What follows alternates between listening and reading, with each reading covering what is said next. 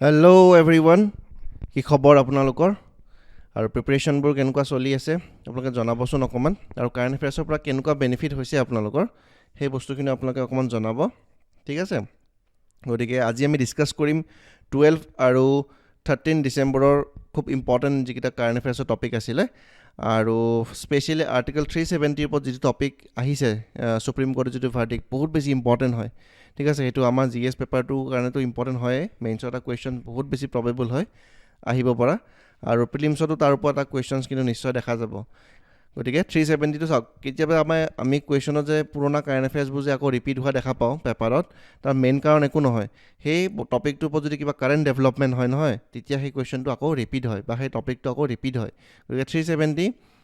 অকণমান পুৰণা টপিক হয়, হয়নে? গতিকে সেই বস্তুটো আকৌ নিউজত আহিছে, গতিকে তাৰ কাৰণে আমাৰ 370ৰ বেকগ্ৰাউণ্ডখিনি আমি অকণমান ষ্টাডি কৰিব লাগিব, হয়নে? গতিকে আহক আমি আৰম্ভ কৰোঁ আমাৰ ফাৰ্ষ্ট টপিকটোৰ পৰা। চ' লাষ্ট ক্লাছৰ যিটো MCQs, সেই MCQsটো মই অকণমান ডিছকাছ কৰি দিছোঁ।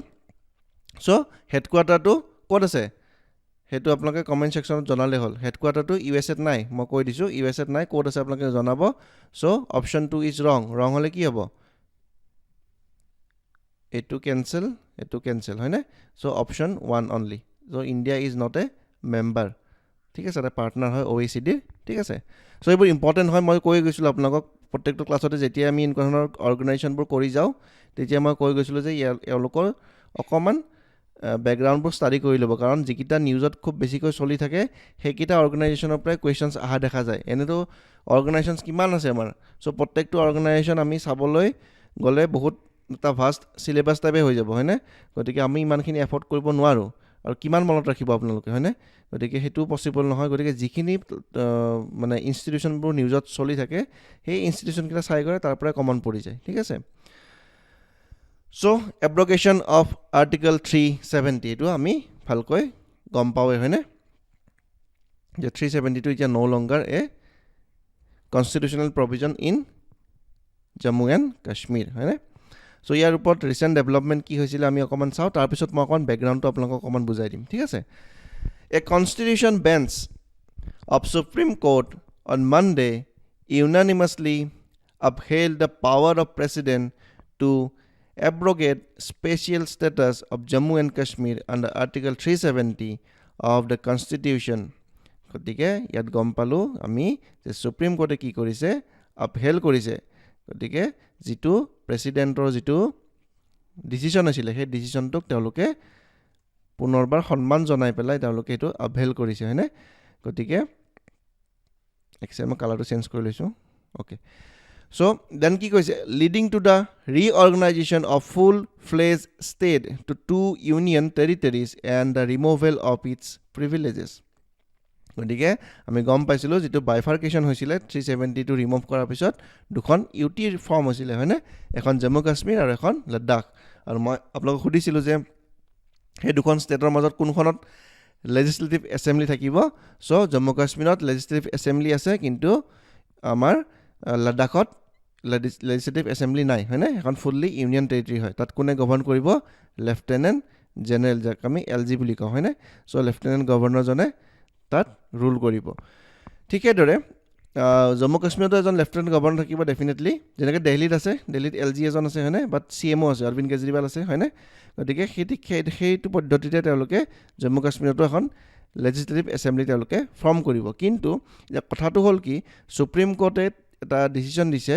যে এওঁলোকক জম্মু কাশ্মীৰখনক UTৰ পৰা এখন ফুল ফ্লেজেড ষ্টেট মানে যেনেকৈ আমাৰ অসমখন হওক বা মণিপুৰ, নাগালেণ্ড, যেনেকুৱা এখন ফুল ফ্লেজেড ষ্টেট হয়, সেনেকুৱাকৈ এখন ষ্টেট হিচাপত তেওঁলোকক ৰেকগনাইজ কৰিব দিছে।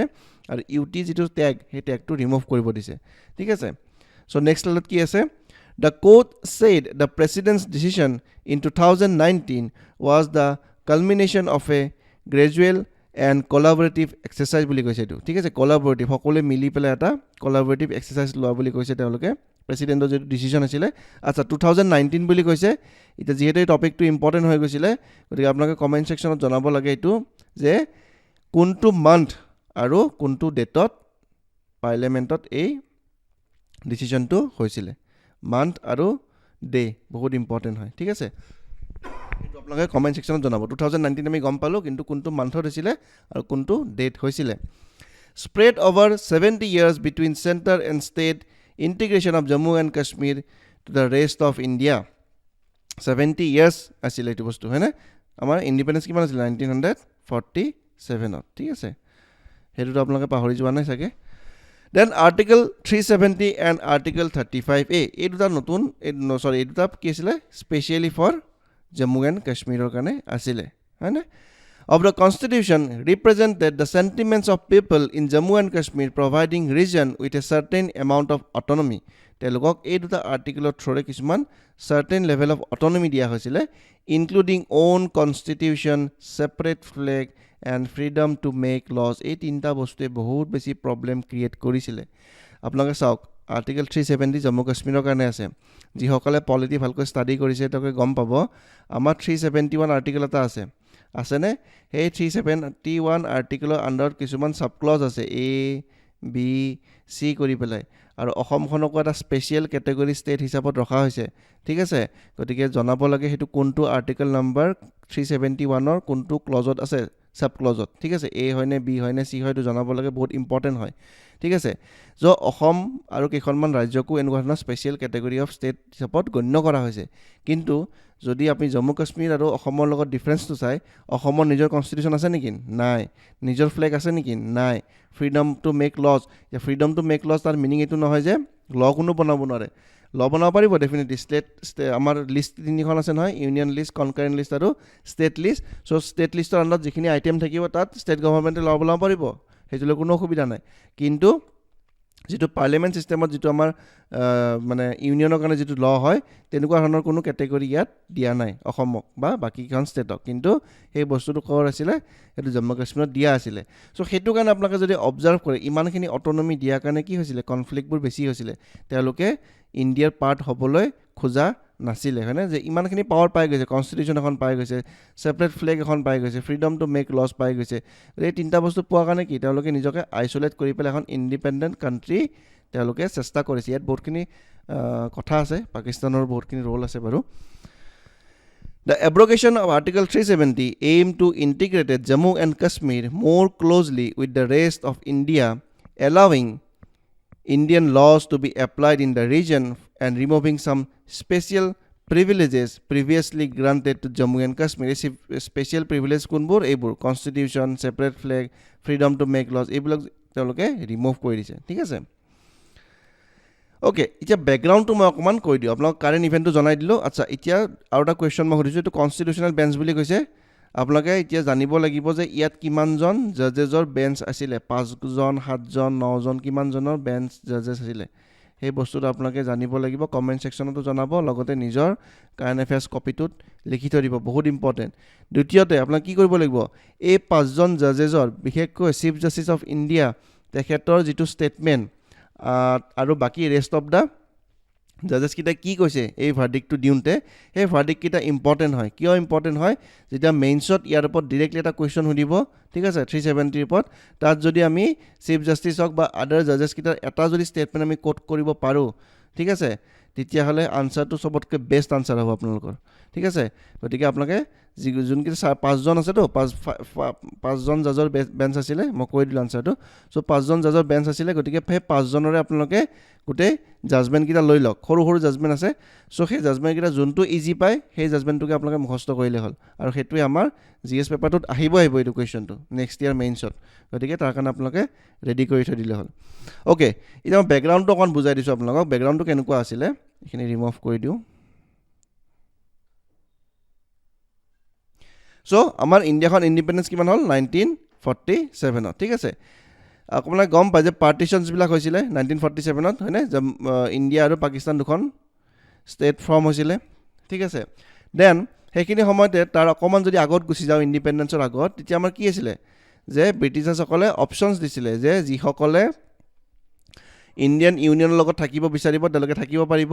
আৰু যিসকলে পাকিস্তানৰ লগত যাব বিচাৰে পাকিস্তানৰ লগত যাব পাৰিব লগতে যিসকলে ইণ্ডিপেণ্ডেণ্ট হৈ থাকিব বিচাৰে তেওঁলোকে ইণ্ডিপেণ্ডেণ্ট হৈ থাকিব পাৰিব কাক দিছিলে সেই অপশ্যনবিলাক সেই অপশ্যনবিলাক দিছিলে প্ৰিন্সলি ষ্টেটছবিলাকক দিছিলেনে গতিকে প্ৰিন্সলি ষ্টেটছবিলাকক সেই অপশ্যনটো দিছিলে তো মেক্সিমাম প্ৰিন্সলি ষ্টেটছবিলাকে কি কৰিলে ইণ্ডিয়া ইউনিয়ন জইন কৰিলে হয়নে ইনষ্ট্ৰুমেণ্ট অফ এক্সেছন বুলি এখন চাইন হৈছিলে হয়নে ইনষ্ট্ৰুমেণ্ট অফ এক্সেছনখন চাইন কৰি পেলাই তেওঁলোকে ইণ্ডিয়াৰ পাৰ্ট হৈছিলে আৰু যিখিনি মানে প্ৰিন্সলি ষ্টেটে যেনেকৈ জুনাগড় হয়নে জম্মু এণ্ড কাশ্মীৰ হায়দৰাবাদ এইকেইখনে কি কৰা নাছিলে ইণ্ডিপেণ্ডেঞ্চৰ পিছতো তেওঁলোকে ইনষ্ট্ৰুমেণ্ট অফ এক্সেছন চাইন কৰা নাছিলে হয়নে এইবিলাক হিষ্টৰিকেল বেকগ্ৰাউণ্ডত আমি পঢ়োঁ চ'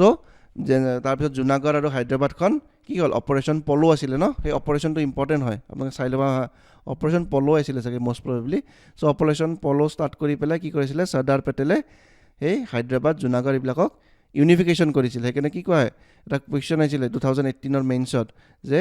উইদাউট ছেডিং এ ব্লাড হাউ চৰ্দাৰ পেটেল ইউনাইটেড ইণ্ডিয়া এনেকুৱা কুৱেশ্যন এটা আহিছিলে হয়নে চ' বহুত ডিপ্ল'মেটিকেলি এই গোটেই ইউনিফিকেশ্যনটোৰ কামখিনি কৰিছিলে চ' সেইখিনি চলি থাকোঁতে কি হ'ল আমাৰ জম্মু কাশ্মীৰ ষ্টেটখন কি আছিলে এখন প্ৰিন্সলি ষ্টেট হৈ আছিলে তাতে কোন আছিলে মহাৰাজা হৰি সিং আছিলে হয়নে হৰি সিঙৰ সেই কুৱেশ্যনটো সুধিছে APSC কোন আছিলে মহাৰাজা মানে জম্মু কাশ্মীৰৰ ৰজাজনৰ নামটো সুধিছিলে চ' হৰি সিং আছিলে সেইখিনি সময়ত থাকোঁতে কি হ'ল তেওঁ যিহেতু ইনষ্ট্ৰুমেণ্ট অফ এক্সেছন চাইন কৰা নাছিলে চ' আফটাৰ ইণ্ডিপেণ্ডেঞ্চ দুমাহৰ পিছতে অক্টোবৰ মান্থত কি হ'ল পাকিস্তানৰ পৰা কিছুমান স্পনচাৰ টেৰৰিষ্ট বুলি ক'ব পাৰে বা পাকিস্তান আৰ্মিৰ কিছুমান মানুহ আহি পেলাই কি কৰিলে জম্মু কাশ্মীৰখন এটেক কৰিলে হয়নে বা তেওঁলোকৰ মটিভটো এইটো আছিলে যে আমি এনেক্স কৰোঁ কাৰণ কি আছিলে মহাৰাজা হৰি সিং আছিলে এজন হিন্দু লিডাৰ বাট যিখিনি পপুলেশ্যন আছিলে এই পপুলেশ্যনখিনি কি আছিলে মুছলিম পপুলেশ্যন আছিলে হয়নে মেজৰিটি মুছলিম পপুলেশ্যন আছিলে চ' কি হ'ল সেই হৰি সিঙৰ টেৰিটৰিখন এটেক কৰিলে এটেক কৰি পেলাই আপোনাৰ অলমষ্ট শ্ৰীনগৰলৈকে সেই গোটেই আপোনাৰ টেৰৰিষ্টকেইটা বা পাকিস্তান আৰ্মিখিনিয়ে শ্ৰীনগৰলৈকে তেওঁলোকে অকুপাই কৰিছিলে ত' সেইখিনি সময়ত কি হ'ল মহাৰাজা হৰি সিঙে ইমিডিয়েটলি জৱাহৰলাল নেহৰুৰ লগত কণ্টেক্ট কৰিলে যে মোৰ এনেকুৱা বিপদ হৈছে মোৰ টেৰিটৰিত মানে এটেক কৰিছে চ' মোক উদ্ধাৰ কৰিব লাগে বা তেওঁ কৈছিলে যে মই ইণ্ডিয়াৰ ইউনিয়নত জইন হ'ব বিচাৰোঁ কিন্তু এতিয়া কথাটো হ'ল কি মুখেৰে ইউনিয়নত জইন হ'ম বুলি ক'লে নহ'ব সেইখিনি সময়ত যিহেতু আমি ইনষ্ট্ৰুমেণ্ট অফ এক্সেছনৰ জৰিয়তেহে আমি সেই বস্তুটো কৰিছিলোঁ কিয় কৰিছিলোঁ কাইলৈকে যাতে কোনো ক্লেইম কৰিব নোৱাৰে ইনষ্ট্ৰুমেণ্ট অফ এক্সেছন মানে কি এখন প্ৰপাৰ ডকুমেণ্টছ থাকিব তাত চাইন থাকিব দুটা পাৰ্টিৰে হয়নে তেওঁ লিগেলি এইটো ক্লেইম কৰিব পাৰিব যে এই মানুহজনে মানে উইলিংলি আমাৰ ইউনিয়নত জইন কৰিছে আমি কোনো ফ'ৰ্চফুলি ইউনিফিকেশ্যন কৰা নাই চ' সেইটো কাৰণে ইনষ্ট্ৰুমেণ্ট অফ এক্সেছনখন তেওঁলোকে বনাইছিলে চ' তেতিয়া চৰ্দাৰ পেটেলে তেওঁলোকক হৰি সিঙক ক'লে যে আপুনি ইনষ্ট্ৰুমেণ্ট অফ এক্সেছনখন চাইন কৰক আৰু ইণ্ডিয়াৰ পাৰ্ট হওক তেতিয়াহে আমি কি কৰিব পাৰিম আমি আপোনাক বচাব পাৰিম যদি ইণ্ডিয়াৰ পাৰ্ট হৈ যোৱাৰ কি হ'ব এখন আমি নিজৰ টেৰিটৰিক ডিফেণ্ড কৰিম নে চ' সেই বস্তুটো খুব ধুনীয়াকৈ তেওঁলোকে কৰিছিলে আৰু সেই ইনষ্ট্ৰুমেণ্ট অফ এক্সেছনখন চাইন হ'ল তাৰপিছত ইণ্ডিয়ান আৰ্মি গৈ পেলাই জম্মু কাশ্মীৰত অপাৰেশ্যন চলালে আৰু চলাই পেলাই আপোনাৰ কি হ'ল বৰ্তমান সময়ত যিখন LOC লাইন অফ কণ্ট্ৰল বুলি কওঁ সেই লাইন অফ কণ্ট্ৰললৈকে পাকিস্তানৰ যিখিনি টেৰৰিষ্ট আছিলে বা আৰ্মি আছিলে তেওঁলোকক LOCৰ সেইটো পাৰে তেওঁলোকক পঠাই দিলে ঠিক আছে চ' সেইখন ডিমাৰ্কেশ্যনটো তেতিয়া বৰ্তমান তেনেকুৱাকৈ হৈ আছে কাৰণ পাৰ্মানেণ্ট ডিমাৰ্কেশ্যন নহয় হয়নে ইণ্ডিয়াৰ মেপখন আমি যদি চাওঁ এই ওপৰৰ পাৰ্টটো যদি আপোনালোকে চাই জম্মু কাশ্মীৰৰ এই ইমানখিনিমান এৰিয়াত আপোনাৰ LOCখন আছে এইখিনি পাৰ্ট লাডাখ হৈ গ'ল চ' এইখিনি পাৰ্টত আপোনাৰ LOC হৈ আছে এইখিনিক আমি কি বুলি কওঁ পাক অকুপাইড কাশ্মীৰ বুলি কওঁ POK হয়নে চ' এই পাৰ্টটোত LOCটো আছে কিন্তু এইখিনিও টেৰিটৰি কাৰ হয় ইণ্ডিয়াৰ হয় কাৰণ ইনষ্ট্ৰুমেণ্ট অফ এক্সেছনখন যেতিয়া চাইন কৰিছিলে এই গোটেই হোল কাশ্মীৰখনতে তেওঁ ৰজা আছিলে হয়নে গতিকে হোল কাশ্মীৰখনে আমাৰ ইণ্ডিয়াৰ হয় চ' সেইখিনি আছিলে বেকগ্ৰাউণ্ড দেন কি হ'ল তাৰপিছত আমাৰ কি আছিলে কনষ্টিটিউৱেণ্ট এছেম্বলি সেইখিনি আমাৰ ফৰ্ম হৈ আছিলেনে থাকোঁতে তেতিয়া কি হ'ল জম্মু কাশ্মীৰক এটা স্পেচিয়েল ষ্টেটাছ বা স্পেচিয়েল পাৱাৰ কিছুমান দিবৰ কাৰণে আৰ্টিকেল 372 ইনচাৰ্ট কৰা হ'ল আমাৰ কনষ্টিটিউশ্যনত ঠিক আছে স্পেচিয়েলি জম্মু কাশ্মীৰৰ কাৰণে চ' সেই আৰ্টিকেল 372 তেওঁলোকক কিছুমান পাৱাৰ দিয়া হ'ল হয়নে মেইন প্ৰব্লেমটো ক'ত আছিলে আৰ্টিকেল 35(8) এই আৰ্টিকেলটো বহুত বেছি প্ৰব্লেম কৰিছিলে আৰু আৰ্টিকেল 35টো এতিয়া বৰ্তমান ইয়াত কমপ্লিটলি এবলিছ কৰা হৈছে চ' আৰ্টিকেল 35(8) এই স্পেচিয়েল অট'নমিবিলাক তেওঁলোকক প্ৰভাইড কৰা হ'ল ঠিক আছে constitution separate flag freedom to make laws এইটো কাৰণে তেওঁলোকে এই আৰ্টিকেল 35টোৱে মেইন প্ৰব্লেম ক্ৰিয়েট কৰি আছিলে ঠিক আছে দেন আপোনালোকে গম পায় যে জম্মু কাশ্মীৰত অকল কাশ্মীৰী মানুহৰহে লেণ্ড মানে ল্যান্ডৰ কিনা বেচা হ'ব নন কাশ্মীৰীয়ে তাত ল্যান্ড কিনিব নোৱাৰে এনেখন বহুত প্ৰাৱধান তাত আছিলে আৰু সেইবিলাকে প্ৰবলেম ক্ৰিয়েট কৰি আছিলে ঠিক আছে সো এটো আছিল আমাৰ হিষ্টৰিকেল ব্যাকগ্ৰাউণ্ডটো কাশ্মীৰৰ হয়নে সো ইম্পৰ্টেন্ট হয় এইখিনি বস্তু আপোনাক অকমান চাব লাগিব ব্যাকগ্ৰাউণ্ডটো মই পিপিটিত সাগে ইনক্লুড কৰা নহব যদি লাগে মই এক্সট্ৰাকে আপোনাক দিব লাগিব এইখিনি ঠিক আছে সো যদি মই লাগে দি দিম বাৰু ইয়াত পিপিটিত এটো বস্তু ইনক্লুড নাই বাৰু সো এটো কাৰণ মই মুখেৰে কৈ দিলে আপোনাক নোট ডাউন কৰিলেও কৰিব পাৰিব ভিডিওটো পজ কৰি পেলাই ঠিক আছে আৰু আৰ্টিকল 35 টো কেতিয়া ইনসাৰ্ট হৈছিলে সেই ডেটটো মই কৈ দিও ইম্পৰ্টেন্ট হয় হেতু হৈছিলে মে মাহৰ 15 তাৰিখে 1954 ত আৰ্টিকল 35 টো আহিছিলে ঠিক আছে আৰ্টিকল 35 এ মানে কি এমেন্ডমেন্ট হয় না এমেন্ডমেন্ট কৰি আনিলে তো পিছত পালে আমি এ এটা লগাই দিও হয় না কিমান আছিলে 368 ত আমি কি কৰো কনস্টিটিউশনখন এমেন্ড কৰো হয় না পলিটিক্যাল কনসেপ্ট হইবিলাক সো মে 15 তাৰিখ 1954 35 এ টো আমাৰ কনস্টিটিউশনত এড কৰা হল specially for Jammu and Kashmir then next টপিকটো আমি আগবাঢ়িছো তো হল এক ভাৰত শ্ৰেষ্ঠ ভাৰত ঠিক আছে এখন ইন্ডিয়া আৰু শ্ৰেষ্ঠ মানে বেষ্ট ইন্ডিয়া হ'ব লাগে হয় না সো এটা মোটিভ হয় গভৰ্নমেন্ট অফ ইন্ডিয়াৰ The Supreme Court's verdict on Article 370 has been preserved as strengthening the spirit of Ek Bharat Shresth Bharat. Definitely, কাৰণ চাওক জম্মু কাশ্মীৰ খনতে এনেকুৱাখন আছিলে য'ত ম্যাক্সিমাম ইণ্ডিয়াৰ যিবিলাক ল সেই ইণ্ডিয়াৰ ম্যাক্সিমাম ল বিলাক কি হয় আপোনাৰ জম্মু কাশ্মীৰত এপ্লিকেবল নহয় ঠিক আছে কাৰণ তেওঁলোকৰ নিজৰ ল বনোৱাৰ কাৰণ পাৱাৰ আছিলে হেতু কাৰণে তেওঁলোকে ম্যাক্সিমাম আমাৰ ইণ্ডিয়ান ইউনিয়নৰ ল বিলাক তাত এপ্লিকেবল নাছিলে লগতে আৰু এটা কথা মই কৈ দিও যেতিয়া এই ইউনিফিকেশনটো হৈছিলে ইউনিফিকেশনটো হোৱাৰ সময়ত এটা বস্তু আছিলে যে ডিফেন্সটো কিন্তু আমাৰ ইণ্ডিয়াৰ হাতত থাকিব হা যেতিয়া ইনস্ট্ৰুমেন্ট অফ এক্সেশনখন সাইন হৈছিলে তেতিয়া ডিফেন্সটো ইণ্ডিয়াৰ কন্ট্ৰোলত দিছিলে তেওঁলোকে বাকিখিনি অটোনমি তেওঁলোকে ম্যাক্সিমাম অটোনমি তেওঁলোকে নিজে ৰাখিছিলে ডিফেন্সটো কিন্তু আমাৰ ইণ্ডিয়াৰ হাতত দিছিলে সো এই এক ভাৰত শ্ৰেষ্ঠ ভাৰত এটি বস্তু কি এখন ইন্ডিয়া হ'ব লাগে হয়নে এখন ইন্ডিয়াৰ মাজত এখন বেলেগ ষ্টেটৰ নিজৰ কনস্টিটিউশন থাকিব নিজৰ ফ্ল্যাগ থাকিব এটো কি হয় দেখিবলৈ এটা ভাল নালাগে আমাৰ সভৰিনিটি ইউনিটি আৰু ইন্টিগ্ৰিটিৰ ওপৰত এটা কোৱেশ্চন মাৰ্ক আহে হয়নে গতিকে হেতু কাৰণে এই আৰ্টিকল 372 যে ৰিমুভ কৰা হল তেতিয়া আমাৰ এই এক ভাৰত শ্ৰেষ্ঠ ভাৰত যেটো কনসেপ্ট এটো আকৌ পুনৰ ভালকৈ ডিফাইন কৰা হয় by various leaders including Prime Minister Narendra Modi হয়নে They have emphasized that court's decision upholds the sovereignty and integrity of India. মই আপোনালোকক ক'লোৱে নহয় যে ইউনিটি ইন্টিগ্ৰিটি অফ ইণ্ডিয়া তো বহুত ইম্পৰ্টেন্ট হয় বিং এ সিভিল সাৰ্ভেন্ট আপোনালোকৰ দায়িত্ব যে ইণ্ডিয়াৰ সভৰেনিটি ইন্টিগ্ৰিটি তো বজাই ৰখাটো ঠিক আছে আমি হেতুত কেতিয়াও কম্প্ৰমাইজ কৰিব নোৱাৰো which is shared by every Indian ঠিক আছে This perspective is based on behalf of that integration of Jammu and Kashmir with the rest of India aligns with vision of a united and prosperous nation as encapsulated in the concept of Ek Bharat Shresth Bharat এতিয়া কথাটো হল কি যেতিয়া article 370 remove কৰা হল এতিয়া হয়নে এখন proper union territory হৈ আছে হয়তো ভৱিষ্যতে এখন প্ৰপাৰলি কি হ'ব এখন ফুল ফ্লেজেড ষ্টেট হ'ব হয়নে এখন ৰাজ্য হ'ব হোৱাৰ লগে লগে কি হ'ব ডেভেলপমেন্টবোৰ অটোমেটিকলি তাত স্টাৰ্ট হৈ যাব এই যে আপোনালোকে যদি গম পায় যে টুৰিজম সেক্টৰটো অকল জম্মু কাশ্মীৰৰ মেইন ইকোনমি হৈ আছে হয়নে কিন্তু জম্মু কাশ্মীৰত বহুতখিনি প্ৰসপেক্ট আছে সেইখিনি বস্তু আমি এক্সপ্লোৰ কৰিব লাগিব যেনেকৈ এটা কাৰেন্ট এফেয়াৰ্সৰ কোৱেশ্চন মই আপোনালোকক সুধো কি আছিল আপোনালোকৰ লিথিয়াম ৰিজাৰ্ভ পাইছিলে হেতু কোৱেশ্চন APSC সুধিছে সো এই লিথিয়াম ৰিজাৰ্ভটো কোনখন জায়গাত পাইছিলে আপোনালোকে জনাব লাগে কমেন্ট সেকশনত জনালে হ'ল হা বহুত ইম্পৰ্টেন্ট হয় এটো এই লিথিয়াম ৰিজাৰ্ভটো কোড পাইছিলে কমেন্ট সেকশনত জনালে হ'ল সো ইমানখিনি বস্তু আছে গতিকে ডেভেলপমেন্টৰ স্কোপ বহুতখিনি আছে হয়নে গতিকে আমি যেতিয়া ফুল ফ্লেজেড এখন ষ্টেট হৈ যাব তাত ডেভেলপমেন্ট বহুতখিনি কৰিব পৰা আমাৰ অপচন আহি যাব then about article 370 Article 370 is a constitutional provision that gave Jammu and Kashmir its special status আমি আগতে ডিসকাস কৰি লৈটো হয়নে This provision was incorporated in part 21 আমাৰ ইন্ডিয়ান কনস্টিটিউশনৰ পাৰ্ট কিমানটা আছে কমেন্ট সেকশনত জনালে হ'ল হা কিমানটা পাৰ্ট আমাৰ কনস্টিটিউশনত ইনসাৰ্ট কৰা আছে বৰ্তমান টেম্পৰাৰী ট্ৰানজিশনাল এণ্ড স্পেশাল প্ৰভিজন এই যেটো আৰ্টিকল 370 ইনসাৰ্ট কৰা হৈছিল এইটো বস্তু টোটালি আছিল টেম্পৰাৰী বেসিছত আৰু হেতু দিয়াই আছিল যে এইটো যিকোনো মুহূৰ্ততে এইটো আৰ্টিকলটো ৰিমুভ কৰা হ'ব ঠিক আছে As evident from the title of part it was supposed to be temporary provision and its applicability was projected to the last till the formulation and adaptation of states constitution ঠিক আছে ইয়াত কথা এটা আছিল যে A370 যেটো আপোনাৰ কি আছিল টেম্পৰাৰী এটা প্ৰভিজনেল ক্লজ আছিল বা আৰ্টিকেল আছিল A370 আৰ্টিকেলটো কিন্তু প্ৰেসিডেন্সিয়েল অৰ্ডাৰৰ দ্বাৰা এটো ৰিমুভ কৰিব পৰা বুলি এটা অপচন লিখা আছিল কিন্তু এটা কন্ডিশন আছিল যে সেইখিনি সময়ত কি হ'ব সেইখিনি সময়ত যেহেতু জম্মু কাশ্মীৰ এখন ষ্টেট লেজিসলেটিভ এসেম্বলি থাকিব সেই ষ্টেট লেজিসলেটিভ এসেম্বলিখনৰ কিন্তু পাৰমিশন লাগিব কিন্তু আপোনাক গম পায় যে কি হৈছিল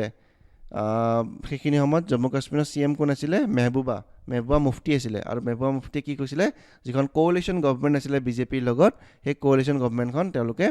টাই আপটো তেওঁলোকে কোঅলিশনটো তেওঁলোকে ব্ৰেক কৰিলে ব্ৰেক কৰাৰ লগে লগে কি হ'ল তেওঁলোকৰ মেজৰিটি নোহোৱা হ'ল আৰু তেওঁলোকে Mehbooba Mufti no longer CM of Jammu and Kashmir লগে লগে কি হ'ল প্ৰেসিডেন্ট ৰুল হ'ল হয় না এইবিলাক বস্তু আপোনালোকে গম পায় নাই প্ৰেসিডেন্ট ৰুল হৈ গ'ল ইম্পোজ সো প্ৰেসিডেন্ট ৰুল যেতিয়া ইম্পোজ হৈ গ'ল গোটেই পাৱাৰখিনি কাৰ হাতত আহি গ'ল গভৰ্ণৰৰ ওচৰত আহি গ'ল নে যেতিয়াকে ইউটি হোৱা নাই ইউটি পিছত হ'ল সো গভৰ্ণৰৰ হাতত গোটেই পাৱাৰখিনি আহি গ'ল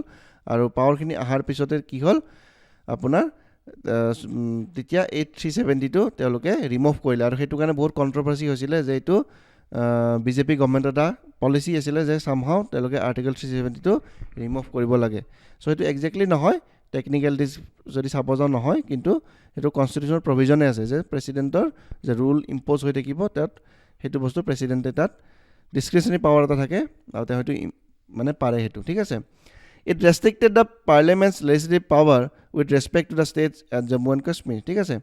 যেটো পাৰ্লিয়ামেন্টৰ legislative power হিনামত নাছিলে যেহেতু গভৰ্ণমেণ্ট নাছিলে গতিকে পাৰ্লিয়ামেন্ট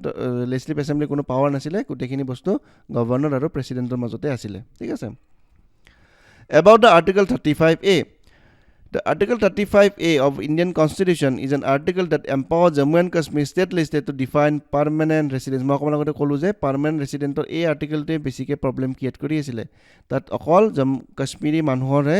অকল ল্যান্ডত পাৰচেজ হ'ব ল্যান্ডত সেল হ'ব আৰু বেলেগ কোনো নন কাশ্মীৰী তাত মাটি কিনিব নোৱাৰে না মাটি বিক্ৰী কৰিব পাৰে কিনিব নোৱাৰিলে বিক্ৰী কৰিব নোৱাৰে গতিকে সেইকাৰণে ডেভেলপমেন্টটো তাত হোৱা নাছিলে হয়নে ইন্ডাষ্ট্ৰি হোৱা নাছিলে বা বেলেগ টুৰিজম সেক্টৰতো আপোনাৰ অকল লোকেল টুৰিজম খিনি হৈছিলে ফৰেন টুৰিষ্ট খিনি বেছিকৈ আহা নাছিলে কাৰণ ডিস্টাৰ্ব এৰিয়া হৈ আছিল আৰু লগতে কি হৈছিল ডাঙৰ হোটেলছবোৰ নাছিলে হয়নে ফৰেন ডেলিগেটছবোৰ আহিলে বা ফৰেনৰ পৰা মানুহবোৰ আহিলে তেওঁলোকক থাকিবৰ কাৰণে ভাল হোটেল লাগিব 3 ষ্টাৰ 5 ষ্টাৰ হোটেল লাগিব সো সেইবোৰ বনাব পৰা নাছিলে কাৰণ এই 35A বস্তু ষ্টপ কৰি ৰাখিছিলে আৰু কোনো মাটি পাৰচেজ কৰিব নোৱাৰে কেনেকৈ হোটেল বনাব হয়নে গতিকে ইতিয়াৰ পৰা বহুতখিনি ডেভেলপমেন্ট তাত হ'ব ৰিসেন্টলি G20 ৰ কেখনমান সামিটো তাত হৈছে হয়নে the provision mandates that no act of the state legislature coming under the ambit of article 35A can be challenged for violating Indian constitution or any other law of the land so ইমানখিনি provision তাত দিয়া আছিল যে article 35A টো যেটো জম্মু কাশ্মীৰ ইনসাৰ্ট কৰা হ'ল এতিয়া এই 35A টো ইনসাৰ্ট কৰাৰ লগে লগে কি হ'ব বাকি বিলাক ষ্টেটও ডিমান্ড কৰিব যে আমাকো লাগে 35A কৰিব না ডেফিনেটলি কৰিব হয়নে ডিসক্ৰিমিনেটৰি টাইপ হৈ যাব ন যে অকল জম্মু কাশ্মীৰক দিলে আমাক কিয় নিদিলে তো বাকি ষ্টেট বিলাকও যদি নকাকে ডিমান্ড কৰি দিয়ে তেতিয়ালে ভাবকচোন আপোনালোকৰ ইণ্ডিয়াৰ ইন্টিগ্ৰিটিৰ ওপৰত কিমানখিনি এটা কোৱেশ্চন মাৰ্ক আহি গলে হয় সো তাত কি লিখা আছে যে ambit of article 35A can be challenge for violating Indian constitution and any other law of the land এটো চ্যালেঞ্জ কৰা হৈছিল কনস্টিটিউশনত যে ভায়োলেট কৰিছে এটো হয়নে obviously ভায়োলেট কৰা হিচাপতে হল এটো ডিসক্ৰিমিনেশন কৰা টাইপ হল হয়নে সো এই টপিকটো ৰিলেটেড ইমানখিনি বস্তু আছিল মই কলো আপোনালোকক অকমান যদি নিজৰ ফালৰ পৰা চাব পাৰে বাট ম্যাক্সিমাম বস্তু মই ইয়াত কৈ দিছো টেকনিক্যাল ডিসক্ৰিন সো ইয়াৰ পৰা আমাৰ খুদিলে কি খুদিব পাৰে যে আৰ্টিকেল 372 কেতিয়া ৰিমুভ কৰা হৈছিল ইয়াৰ টু উইথ ডেট আৰু মান্থ এটো চাব আপোনালোকে ঠিক আছে আৰু মই 35A টো কেতিয়া ইনসাৰ্ট কৰা হলটো কলুৱে আৰু 370 টো কেতিয়া ইনসাৰ্ট কৰা হৈছিল 1949 ত ঠিক আছে যেতিয়া ইন্ডিপেন্ডেন্সৰ 2 বছৰ পিছতে নেক্সট টপিকটো আমি আগবাঢ়িছো এটো হল ইউভি ইনিশিয়েটিভ এটো কি ইনিশিয়েটিভ হয় আমি অকমান ডিসকাস কৰো ইউথ ফৰ উন্নতি এণ্ড বিকাশ উইথ AI আকৌ AI হি গল চাওক লাষ্ট ক্লাছত AI ডিসকাস কৰিছিলো আকৌ AI হি গল গতিকে আপোনালোকে নিজে চিন্তা কৰি চাওক AI টো কিমান ইম্পৰ্টেন্ট হৈ গৈছে আমাৰ আপকামিং এক্সামৰ কাৰণে হয়নে প্ৰত্যেক দিনে যদি কিবা না কিবা এটা ডেভেলপমেন্ট আহি আছে হেতু ওপৰত কোৱেশ্চনছ নহাকে থাকিব পাৰিব নি ককচোন আপোনালোকে ডেফিনেটলি আহিব হয়নে যোৱাকালি আমি চাইছিলো নে global partnership on artificial intelligence GPAI হয়নে আকৌ আহি গ'ল সো হেতু কাৰণে মই কৈছো ডিটেইল নোট অন AI আপোনালোকে বনাই থৈ দিয়ক এটো প্ৰিলিমছ আৰু মেইনছত বহুত কামত আহিব আপোনালোকৰ সো এটো কি হ'ল youth for unnati and vikas with AI initiative is said to be featured at upcoming global partnership on artificial intelligence summit যেটো GAPI summit হ'ব এই summit তো তেওঁলোকে এই ইনিশিয়েটিভ তো তেওঁলোকে লঞ্চ কৰিব আৰু কাৰ collaborative effort হয় UB is a joint venture by the National E-Governance Division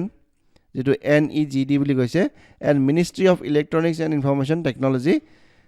Government of India এটা collaborative effort হয় in partnership with কোন Intel India হয় না Intel এটা সফটওয়্যাৰ কোম্পানী হয় চাগে most probably না আপোনালোকৰ ল্যাপটপ বিলাকত Intelৰ থাকে না then processor বিলাক বনাই না Intel This collaborative indicates a strong commitment from the both public sector and private industry towards AI education. ইতে কথাটো হল কি এই গুটে বস্তু কিন পাবলিক সেক্টৰটো কিয় আহা নাই কাৰণ পাবলিক সেক্টৰ হাতত লিমিটেড এমাউন্ট অফ ৰিসোৰ্স আছে কিন্তু প্ৰাইভেট যেতে এটো কি বুলি পিপিপি হয়নে পাবলিক প্ৰাইভেট পাৰ্টনাৰশ্বিপ মডেল এটা কয় হয়নে সো এই পিপিপি মডেলটো বহুত সাকসেসফুল মডেল হয় কাৰণ গভৰ্ণমেন্টৰ কন্ট্ৰোল থাকিব লগতে কি থাকিব আমাৰ প্ৰাইভেট সেক্টৰৰো কন্ট্ৰোল থাকিব তেতিয়া কামটো বহুত বেছি ভাল হয় কাৰণ কিছুমান মডাৰ্ন টেকনলজিবোৰ গভৰ্ণমেন্টৰ ওচৰত নাথাকিব পাৰে কিন্তু এটা প্ৰাইভেট সেক্টৰৰ ওচৰত থাকিব পাৰে হয়নে সো ট্ৰানজেকচন বিলাক এনেকুৱাকৈ বহুত ধুনিয়াকৈ হয় আৰু পিপিপি মডেলটো বহুত সাকসেসফুল মডেল বুলি আমি বিবেচনা কৰো হেতু কাৰণে আপোনালোকে দেখিব পাইছে ম্যাক্সিমাম বস্তুত গভৰ্ণমেন্ট অফ ইন্ডিয়া কি কৰিছে পিপিপি মডেলটো তেওঁলোকে ফলো কৰিছে আৰু এই এফৰ্টটো তেওঁলোকে কি কৰিছে পাবলিক সেক্টৰ আৰু প্ৰাইভেট ইণ্ডাষ্ট্ৰিক একেলগে তেওঁলোকে আনিবলৈ চেষ্টা কৰিছে in AI education so AI বহুত ইউটিলাইজেশন আছে কালি আমি চাইছিলো এডুকেশ্যন সেক্টৰ আছিলে ইণ্ডাষ্ট্ৰিত আছিলে সোসাইটিৰ ক্ষেত্ৰত আছিলে AI আপোনাৰ ৰোল হয়নে গতিকে UV টো যেটো আমাৰ ইউথখিনি ফোকাস কৰিব গতিকে ইউথখিনি ফোকাস ক'ত কৰিব এডুকেশ্যনত কৰিব হয়নে দেন কি points target group school students from class 8 to 12 বহুত ইম্পৰ্টেন্ট হয় এইবোৰ ডাইৰেক্ট ষ্টেটমেন্টত দি দিব হা ক্লাছ 8 ৰ পৰা ক্লাছ 12 ক্লাছ টু কমাই দিব ক্লাছ 7 টু ক্লাছ 9 কৰি দিব কনফিউজন হৈ যাব ঠিক আছে হেতু কাৰণে ভালকৈ এই বস্তুবোৰ অকমান ডিটেইলছত চাব লাগে সো ইউবি ইনিশিয়েটিভটো কি হয় এটা AI বেস এডুকেশ্যন সেক্টৰৰ লগত জড়িত এটা ইনিশিয়েটিভ হয় আৰু তাত কি কৰা হৈছে যে ক্লাছ 8 ৰ পৰা ক্লাছ 12 ৰ ষ্টুডেন্টস কিনিক তাত টাৰ্গেট গ্ৰুপ হিচাপত ৰখা হৈছে দেন ফোকাস কি কৰিব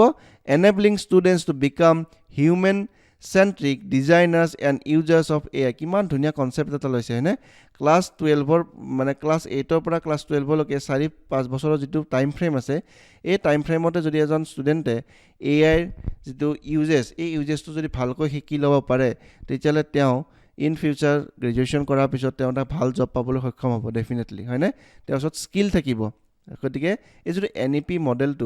NEP মডেলটো হেতু কাৰণে আমাৰ বহুত ভাল মডেল হয় তাত আমি যে কি কৰিব পাৰিম চেঞ্জেছ বিলাক বহুত ফ্ৰিকুৱেন্টলি কৰিব পাৰিম ঠিক আছে এই চেঞ্জেছ বিলাক NEP ৰ কাৰণে হ'ব পাৰিছে সো ক্লাছ 8 ৰ পৰা ক্লাছ 12 লৈকে যে কি কৰা হ'ব এই UV ইনিশিয়েটিভটো থ্ৰুৰে তেওঁলোকক AI বস্তুবোৰ শিকোৱা হ'ব সো দ্যাট তেওঁলোকে বেসিকটো ক্লিয়াৰ হৈ যায় তাৰ পিছত যদি তেওঁলোকে এই ক্ষেত্ৰত আগবাঢ়িব খোজে যাৰ ইন্টাৰেষ্ট আছে ডেফিনেটলি তেওঁলোকে গৈ পেলাই আগবাঢ়িব পাৰিব ইন AI টেকনলজি হয়নে দেন ইম্প্যাক্টটো কি হ'ব national level initiative aimed at preparing the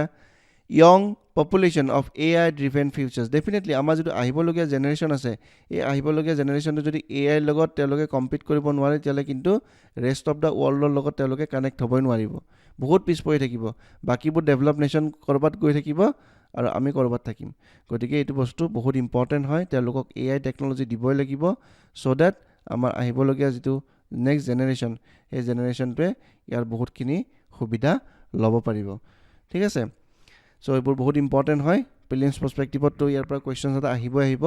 AI ৰ ওপৰত আৰু মেইনছতো ইয়াৰ কোৱেশ্চনছ আপোনাক দেখা পাব চ্যাট জিপিটি যেটো এসেট খুদিছে নেক্সট ইয়াৰ জিএস পেপাৰত খুদা বহুত বেছি চান্স আছে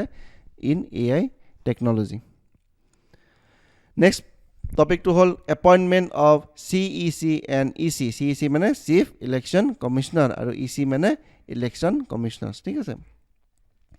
The Rajya Sabha has passed a bill regarding the appointment and term of office of Chief Election Commissioner and other election commissioners. That ki likha ase appointment, condition of service and term of office. Kiman bosor kanta thakibo. Etu he bill ekhon Rajya Sabhat নতুনকৈ পাছ কৰা হৈছে which will guide the appointment of chief election commissioner and election commissioner in futures এই মাজতে election commissioner এজন appoint কৰোঁতে বহুত বেছি কন্ট্ৰভাৰ্সি হৈ গৈছিল ঠিক আছে বহুতে এটো ৰুলিং পাৰ্টিৰ এজন এজেন্ট বুলি তেওঁলোকে মানে এটো এটা এলিগেশন আহিছিল আৰু ইলেকশন কমিশনৰ যেটো এপইন্টমেন্ট এই এপইন্টমেন্টটো সুপ্ৰিম কোৰ্টলৈকে গুছি গৈছিল যে ইয়াত কিছুমান মাল প্ৰেক্টিস হৈছে মানে ঠিক আছে গতিকে অকমান ইলেকশন কমিশনটো ৰিফৰ্ম কৰিব লাগে হেতু কাৰণে বহুত বেছি কন্ট্ৰভাৰ্সি আছিল ইলেকশন কমিশনটো ঠিক আছে সো হেতু কাৰণে কি হল ৰাজ্যসভা এখন বিল তেওঁলোকে পাস কৰিছে আৰু তাত কি কৰিছে তেওঁলোকে ৰিফৰ্ম আনিব খুজিছে in the appointment of election commissioner and chief election commissioners chief election commissioner and other election commissioners in future overturning the judgment passed by five judge bench constitutional bench of supreme court regarding their appointment মই কলো না অকমান আগতে supreme court ইয়াৰ ওপৰত already judgement এটা pass হৈ গৈছে যে ইলেকশন কমিশনাৰৰ এপইন্টমেন্ট আৰু চিফ ইলেকশন কমিশনাৰ এপইন্টমেন্টৰ ক্ষেত্ৰত কিছু ৰিফৰ্মস আনিব লাগে কি provision of the bill এই বিলখন কি provision আছে The Chief Election Commissioner and Election Commissioner will be appointed by President upon the recommendation of Selection Committee. এখন Selection Committee লোকে বনাব গৈছে which consists of Prime Minister, Union Cabinet Minister, Leader of Opposition or Leader of the largest opposition party in Lok Sabha. আপোনালোকক এতিয়া এটা homework দিছো মই আৰু আগতেও কৈছো মই কনস্টিটিউশনাল বডি কিটা বহুত ভালকৈ চাব লাগিব তাৰ পৰা কোৱেশ্চনছ প্ৰিলিমছত আহিব ঠিক আছে এভৰিগাৰ আহি আছে কনস্টিটিউশনাল বডি কিটা আপোনালোকে একেবাৰে মিস নকৰিব আৰ্টিকল 324 কি দিয়া আছে ইলেকশন কমিশনৰ কথা দিয়া আছে নে তাৰ আন্ডাৰত কিছুমান প্ৰভিজনছ দিয়া আছে এতিয়া প্ৰিলিমছৰ পেপাৰখন আপোনালোকে দেখিছে বহুত স্টেটমেন্ট ওয়াইজ কোৱেশ্চন তেওঁলোকে খুদে গতিকে এতিয়া তেওঁলোকে নুহুদে যে আৰ্টিকল 324 টো কি হল লগত এছ'চিয়েটেড হয় এইবোৰ ষ্টেটিক কোৱেশ্চন তেওঁলোকে নুহুদে তেওঁলোকে কি খুদিব ডেপথত খুদিব গতিকে আপোনালোকে 324 ৰ পৰা কিমানটা 324 পৰা 329 লৈকে আছিল নেকি most probably সো এই চাৰিটা পাঁচটা আৰ্টিকেল আপোনালোকে ডেপথত পঢ়িব লাগিব কাৰণ ইলেকশন কমিশনখন নিউজত আছে নে ইয়াৰ পৰা এটা কোৱেশ্চন আহিব পাৰে ঠিক আছে সো ইয়াত কি দিছে এখন সিলেকশন কমিটি বনাব এই এপইন্টমেন্ট কৰোতে কাক chief election commissioner and other election commissioner এতিয়া কথাটো হল কি এখনটো পাস হৈ যোৱা নাই হয়নে পাস নোহোৱা কাৰণে কি হ'ব আমি আগৰ যিকিটা প্ৰভিজন আছিল যে চিফ ইলেকশন কমিশনাৰৰ এপইন্টমেন্টৰ যিকিটা প্ৰভিজন হেকিটা আমাৰ কাৰণে যে ইম্পৰ্টেন্ট হৈ গল হেকিটা খুদিব পাৰে কাৰণ এই কমিটিখন বনাব কৈছেহে সুপ্ৰিম কোৰ্টে হয়নে কিন্তু এখন এতিয়ালৈকে বনাই হোৱা নাই যেতিয়া বনোৱা হয় তেতিয়া বেলেগকে আমি চাম কিন্তু যেহেতু এতিয়ালৈকে হোৱা নাই গতিকে আদাৰ আমাৰ আগৰ যিখিনি process আছিল যে চিফ ইলেকশন কমিশনাৰ কেনেকৈ এপইন্ট কৰা হ'ব আৰু আদাৰ ইলেকশন কমিশনাৰ কেনেকৈ এপইন্ট কৰা হ'ব এই বস্তুখিনি আপোনালোকে বহুত ভালকৈ চাব লাগিব তাৰ পৰা এটা কোৱেশ্চন তেওঁলোকে বনাই পেলাই দি দিব ঠিক আছে দেন কি কৈছে till now chief election commissioner and EC were appointed by president on the advice of the government এতিয়ালৈকে বৰ্তমান কি হৈছে advice of the government আন্ডাৰতে এওঁলোকক এপইন্টমেন্ট বিলাক হৈছে কিন্তু এই সিলেকশন কমিটিখন সুপ্ৰিম কোৰ্টে বনাব দিছে ঠিক আছে as there are no laws enacted for this purpose কোনো law ইয়াৰ কাৰণে বনোৱা হোৱা নাই এপইন্টমেন্টৰ কাৰণে on March 2 this year 5 judge constitution bench of Supreme Court had ruled that chief election commissioner and election commissioner should be appointed by a committee comprising prime minister leader of opposition in Lok Sabha and chief justice of India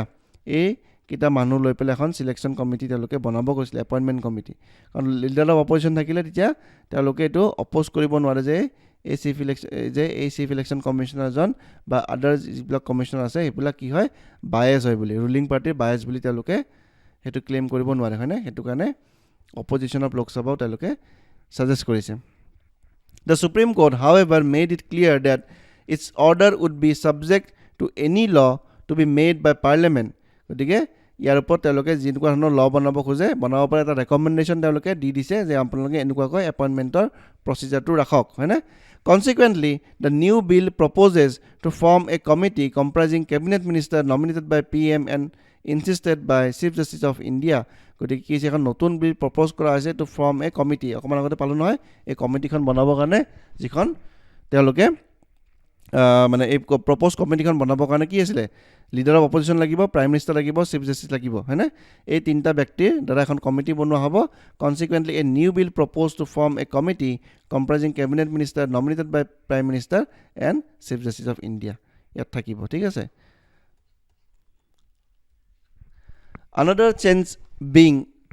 bringing the protocol of election commissioner and chief election commissioner on the par with Supreme Court judges with similar salaries and emoluments. তাৰ মানে কি ক'লে যে supreme কোৰ্টৰ যিবোৰ জাজ আছে তেওঁলোকে যিখিনি সা সুবিধা পায় দৰমহা পায় বা আদাৰ যিখিনি ফেচিলিটিজ পায় সেইখিনি বস্তু কি কৰা হৈছে এট পাৰ মানে এক সমানত তেওঁলোকক ৰখা হ'ব কাক চিফ ইলেকশ্যন কমিশনাৰ আৰু ইলেকশ্যন কমিশনাৰ্ছখিনিক গতিকে ইমানখিনি চেঞ্জেছ তেওঁলোকে বিচাৰিছে Then constitutional provisions কি হয় currently there is no specific legislative process defined in the constitution for the appointment of chief election commissioner and election commissioner কোনো কি নাই specific legal process নাই কনস্টিটিউশনত যিখিনি বস্তু লিখা আছে সেইখিনি প্ৰসেছৰ দ্বাৰাই বৰ্তমান সময়লৈকে কি কৰা হৈছে তেওঁলোকক এপইন্ট কৰা হৈছে there are 5 articles মই ক'লো না 324 to 329 হয় না এই আৰ্টিকেল কিটা জানিলে নহব ইয়াৰ ভিতৰত যিবোৰ ক্লজেছ আছে এই ক্লজেছবোৰ ভালকৈ জানিব লাগিব লগতে কি লাগিব কোনটো পাৰ্টত আছে part number 15 very very important of the constitution গতিকে আপোনালোকৰ আজি হোমৱৰ্ক এটো হ'ল যে ইয়াৰ পৰা 324 ৰ পৰা 329 লৈকে যিকিটা আৰ্টিকেল আছে এই আৰ্টিকেলত কি কি বস্তু মেনশন কৰা আছে ইয়াৰ পৰা এটা ষ্টেটমেন্ট ওয়াইজ কোৱেশ্চন বনাই দিব কিন্তু মই বাৰবাৰ কৈ আছো ঠিক আছে গতিকে আপোনালোকে এটো আজি ভালকৈ চাই থৈ দিব then article 324 of the constitution vested কি কৰা আছে super independence হয় না then direction and control of election গোটেই ইলেকশন কিনিটা 24 ইলেকশন আহি আছে না নাই এটা 24 ইলেকশন আহি আছে গতিকে এতিয়া ইলেকশন যেতিয়া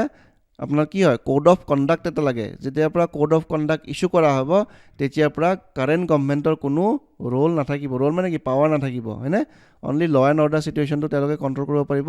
বাকি কোনো তেওঁলোকৰ ওভাৰঅল কন্ট্ৰোল নাথাকিব যেটো বৰ্তমান গভৰ্নমেন্টৰ আছে লগতে সেই গুটেই ম্যাক্সিমাম পাৱাৰবোৰ কাৰহাতত আহিব ইলেকশন কমিশনাৰ আৰু চিফ ইলেকশন কমিশনাৰ হাতত আহি যাব ঠিক আছে কিন্তু মই তেওঁলোকৰ বহুত পাৱাৰ আহি যায় ঠিক আছে In an election commissioner consisting of chief election commissioner and other election commissioners as determined by president from time to time এইবোৰ বস্তু সময় সময় তেওঁলোকে প্ৰেসিডেন্টে নিৰ্ধাৰণ কৰে ম্যাক্সিমাম কনস্টিটিউশনাল বডি যোনবোৰ মানুহ এপইন্ট কৰা হয় হেবোৰ কোনে এপইন্ট কৰে প্ৰেসিডেন্টে কৰে হয়নে হেতু কাৰণে কনস্টিটিউশনাল বডি কিটা আপোনালোকে ভালকৈ চাব So what are the concerns বোৰ কি balance of power the prime minister and cabinet minister forming part of 3-member committee leader of opposition is left with a minority vote even before the process begins so yet ki kora ase ta balance rakhibo kana teloke chesta korise ba chesta koribo dise so that jitu controversy hoi thake je ei election commissioner bur ba chief election commissioner jon bias hoi thake ruling party hey gute bostu tu blame tu mane teloke komabo karone ei committee khon banabo koise Then কি কৈছে this raises questions about balance of power within the committee and whether the selection process truly ensures independent and remain skewed in favor of executive গতিকে election commissioner অফিসটো বহুত important হয় হয়নে আৰু ইলেকশনবোৰ যদি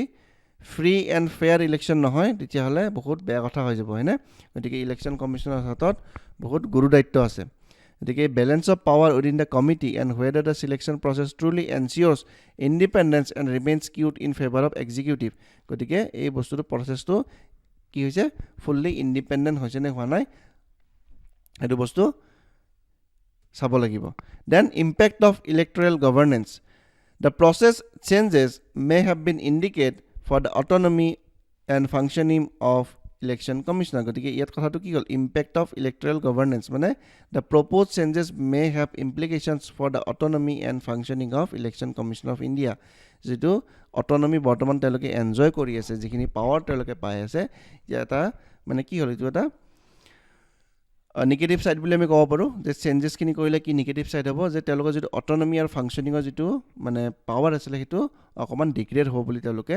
এটো চিন্তা চৰ্চা কৰিছে গতিকে এই গুটে প্ৰস্তুতৰ ওপৰত যদি আপোনাক ক্ৰিটিক্যালি এনালাইজ কৰিব দিয়ে তেতিয়া এই কন্টেন্ট খিনি সাফিসিয়েন্ট কন্টেন্ট হয় হয়নে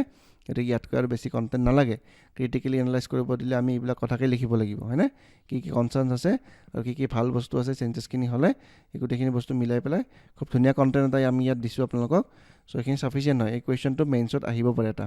জিএস পেপাৰ 2 ঠিক আছে সো ভেৰি ইম্পৰ্টেন্ট আৰু প্ৰিলিমছ পাৰ্সপেক্টিভত কি আহিব পাৰে মই এখিনি কৈ দিলো আপোনালোকক হয়নে সো আজি আপোনালোকৰ হোমৱৰ্ক আজি আপোনালোকে এখিনি বস্তু ধুনিয়াকৈ চাব next important topic Hemchandra Barua বহুত বেছি ইম্পৰ্টেন্ট হয় ফেমাছ পাৰ্চনেলিটি অফ আছাম আমি কৰি আছোঁ যেতিয়া মই কৈছোঁ ন আপোনালোকক মই যিমানখিনি পাৰোঁ নিউজ এনালাইচিছত আপোনালোকক কভাৰ কৰি দিম চ' ডেট মেক্সিমাম বস্তুখিনি আপোনালোকৰ যাতে কভাৰ হৈ যায় হয়নে নহ'লে কিমান পঢ়িব কিতাপ খুলি বহুত পঢ়িব লগা আছে স্পেচিয়েলি প্ৰিলিমছৰ কাৰণে চ' ইয়াৰ পৰা যদি বহুতখিনি বস্তু কভাৰ হৈ যায় আমাৰ তেতিয়াহ'লে আমাৰ বহুত হেল্প হৈ যাব প্ৰিলিমছৰ কাৰণে চ' ভাষাৰ ওজা হেমচন্দ্ৰ বৰুৱা এই নামটোৱে সুধি দিব পাৰে হু ইজ ভাষাৰ ওজা বুলি কাক কোৱা হয় Hemchandra Barua was remembered on his 188th birth anniversary that is December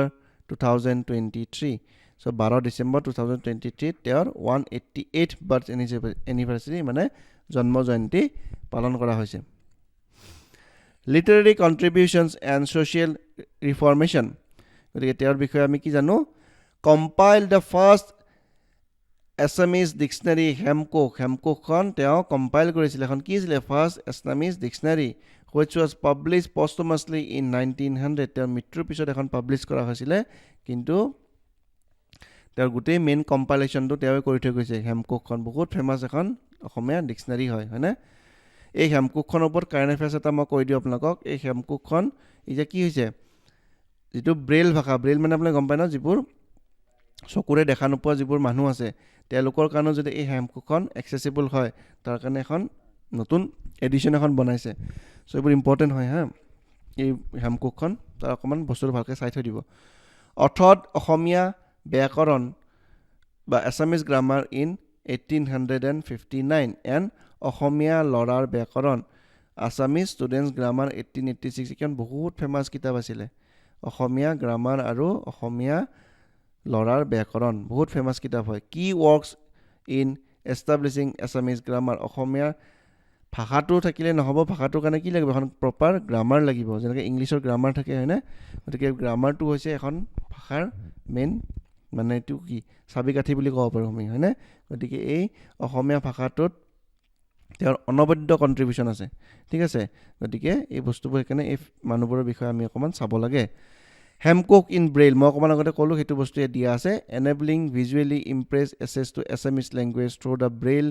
version of হেমকক এতিয়া যিসকলে চকুৰে দেখা নাপায় তেওঁলোকৰ কাৰণেও এই সুবিধাৰ্থে এখন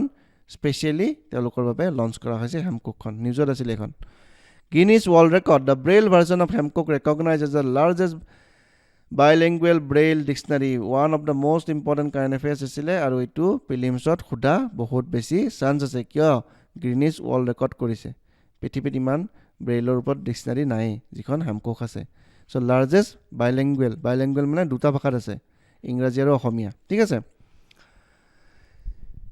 diverse literary work তেখন diverse literary work asile কি asile his other notable works include Assamese marriage system অসমৰ যেটো বিয়া যেটো প্ৰথা তাৰ ওপৰত এখন কিতাপ লিখিছিলে and কি কৰিছিলে facial plays কিনকুৱা কনিয়া কীৰ্তন plays মানে বলা নাটকবোৰ তেওঁ লিখিছিলে and বাহিৰে ৰংসং ভিতৰে কোৱাভাতৰি বহুত ফেমাস আছিল এটো বাহিৰে ৰংসং ভিতৰে কোৱাভাতৰি বহুত ফেমাস আছিল এটো বস্তু সো ইকন তেওঁ প্লেজ আছিল and several school textbook তেওঁ বহুত কিখন স্কুলত পাঠ্যপুথিও তেওঁ লিখিছিলে these contributions have left an indelible mark in Assamese literature গতিকে তেওঁ যিখিনি কন্ট্ৰিবিউশন এখিনি সদায় চিৰস্মৰণীয় হৈ থাকিব অসমীয়া সাহিত্যৰ ক্ষেত্ৰত role in Assamese journalism তেওঁ অসমৰ জাৰ্নালিজমৰ ক্ষেত্ৰত কি ৰোল আছিল he also contributed to the first Assamese journal Orunodoi বহুত ইম্পৰ্টেন্ট APSC ইয়াৰ ওপৰত কিমান বাৰ কোৱেশ্চন হৈছে হিসাব নাই ঠিক আছে and was the editor of Assam News তেওঁ Assam News বুলি এখন হেৰি তেওঁ এডিটৰো আছিল published from Guwahati between 1883 to 1885 his editorials and contributions greatly influenced Assamese literary scene গতিকে Assamese literary যেটো scene আছিল এই গোটেই বস্তু তেওঁ বহুত মানে কি কৰিছিল ইনফ্লুয়েন্স কৰিছিল হয়নে ইমানখিনি তেওঁ কাম কৰিছিল introduction of stare and criticism he was first to introduce stare and criticism in Assamese literature which marked a significant evolution in the literary style of the region Hemchandra Barua was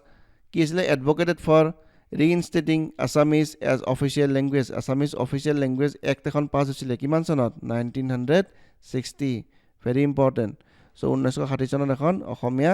language act পাছ কৰা হৈছিলে and of Assam during the period when its status was under threat. So তেওঁ বহুতখিনি ক্ৰিটিচিজমৰ সন্মুখীন হ'ব লগা হৈছিলে সেইখিনি সময়ত আছামিজ লেংগুৱেজটো কাৰণ আপোনালোকে গম পায় যে ভাষাৰ যিটো বৰ্তমান সময়টো আমাৰ চলি আছে যিটো ভাষাৰ ওপৰত আমাৰ যিটো মানে কি কম বেয়া সময় সেই বেয়া সময়টো সেইখিনি সময়টো আছিলে ডাৰ্ক এজ এটা আছিলে কিমান চনত 1836ত ইফ আই এম নট ৰং তাৰ পৰা কিমান 1873 মানলৈকে এটা ডাৰ্ক এজ আছিলে অসমীয়া ভাষাৰ কাৰণে কিয় সেইখিনি সময়ত বেংগলীটো অফিচিয়েল লেংগুৱেজ হিচাপত অসমত ইম্প'জ কৰা গৈছিলে ব্ৰিটিছাৰ্ছবিলাকে কৰিছিলে গতিকে এই অসমীয়া ভাষাটো লৈ আমি সদায় যুদ্ধ কৰি আহি আছোঁ এতিয়াও যুদ্ধ কৰি আছোঁ আৰু চাগে ভৱিষ্যতো লাগিব আমি নিজৰ ভাষাটো ৰক্ষা কৰিবৰ কাৰণে হয়নে আমি অসমীয়াবোৰ এতিয়া আজিকালি ল'ৰা ছোৱালীবিলাকে কি অসমীয়া ক'ব নজনাটো এটা গৌৰৱৰ বিষয় হৈ পৰিছে হয়নে আমি নিজকে প্ৰাউড ফিল কৰোঁ যে আমি অসমীয়া ক'ব নাজানো বা লিখিব নাজানো কোৱাটো বাৰু কৈ দিয়ে বা লিখিব নজনাটো আমাৰ কাৰণে এটা গৌৰৱৰ বিষয় হৈ পৰিছে চ' ডিগ্ৰেডেশ্যনটো কেনেকুৱা হৈছে আপোনালোকে নিজে ফিল কৰিব পাৰিছে যিয়ে নহওক বাৰু এইবোৰ কথা কৈ লাভ নাই চ' এওঁৰ বিষয়ে অকণমান পাৰিলে আপোনালোকে চাব মই যিখিনি ইম্পৰ্টেণ্ট পাইছোঁ দিছোঁ যদি এক্সট্ৰা ইনফৰ্মেশ্যন অকণমান চাব বিচাৰে আৰু আকৌ লিটাৰী ৱৰ্কবিলাক চাব বিচাৰে তেতিয়াহ'লে অকণমান চাব পাৰে ঠিক আছে বহুত ইম্পৰ্টেণ্ট পাৰ্চনেলিটিজ হয়নে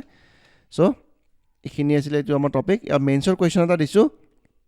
এই কুৱেশ্যনটো আপোনালোকে যোৱাকালিও মেইনছৰ কুৱেশ্যন এটা দিছোঁ আপোনালোকে লিখিব আৰু এই কুৱেশ্যনটো আপোনালোকে দিছোঁ GS 5 পেপাৰখনৰ কাৰণে ইম্পৰ্টেণ্ট হয়নে ঠিক আছে 250 ৱৰ্ডছ এণ্ড 15 মাৰ্কছ আপোনালোকে লিখি পেলাই যিটো তলত ইমেইল আইডি এটা দিয়া আছে cocamains@gmail.com বুলি তাত লিখিলেই হ'ল ঠিক আছে চ' ইমানখিনি আছিলে আজি আমাৰ টপিকখিনি বহুত ইম্পৰ্টেণ্ট হয় গোটেইকেইটা টপিক ইম্পৰ্টেণ্ট হয় এটা টপিকো মানে এৰি দিব নোৱাৰা হয় চ' কাইণ্ডলি আপোনালোকে ভালকৈ টপিকখিনি চাওক আৰু যিখিনি বস্তু কমেণ্ট ছেকশ্যনত জনাব দিছোঁ বা নোটবুকত নোট ডাউন কৰিব দিছোঁ কাইণ্ডলি এইখিনি আপোনালোকে কৰি যাওক প্ৰিলিমছত আৰু মেইনছত বহুত হেল্প হ'ব আপোনালোকৰ ঠিক আছে চ' ইমানখিনিয়ে কৈ আজি মোৰ এই ভিডিঅ'টি সামৰি মানিছোঁ আমি নেক্সট ভিডিঅ'ত পুনৰ লগ পাম তেতিয়ালৈ ধন্যবাদ